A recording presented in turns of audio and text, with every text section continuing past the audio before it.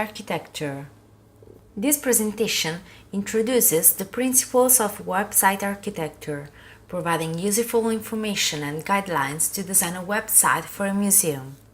This presentation will give you the knowledge to design a website by defining who is your audience and how to reach it. Some keywords of this lesson are museum website, information architecture, audience understanding, online content writing, audience understanding, and web design principles.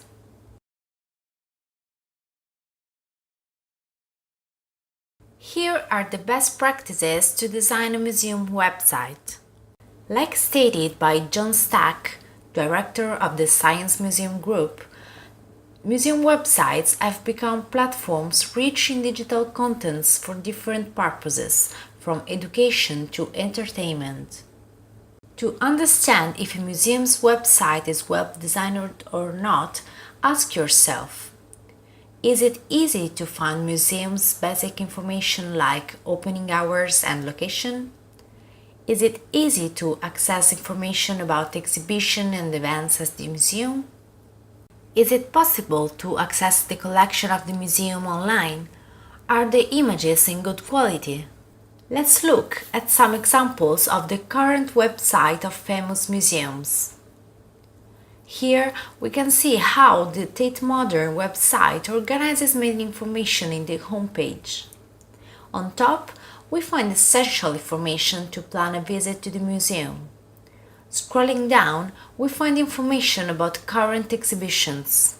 Rijksmuseum's homepage shows on top a menu to plan a visit, but the main content is the digital collection of the museum. If we examine an artist's page into the Rijksmuseum website, we can find the cover image and the artist's bio. Successively, we find the artist's works and related descriptions. How can we communicate properly to the museum's audience? Keep your audience always in mind. What do your users know about the museum and how can you drive them toward noteworthy information? When designing a museum website, ask yourself who is your audience, what are their needs for information, and which questions they could ask. Here are some useful questions you could ask yourself to better define your audience and objectives. Defining the content's architecture means to design what information is more important than the others. Let's analyze now the website of the Metropolitan Museum of New York, with a focus on the membership page. They decided to put on top a short description of their membership policy. The main contents presented in this page is the different membership types and related benefits. Website contents can be organized according to the inverted pyramid writing. It consists in a structure that puts information in order of importance. Crucial information on top and useful but non-crucial information then. Consider a website as a story to tell. So, divide contents in thematic sections and then in pages. What follows is an overview of the principles for website design. At the basis of a design process, there is a set of design values, hence derive design decisions. Design solutions should be ethical, useful to the user and to the commission.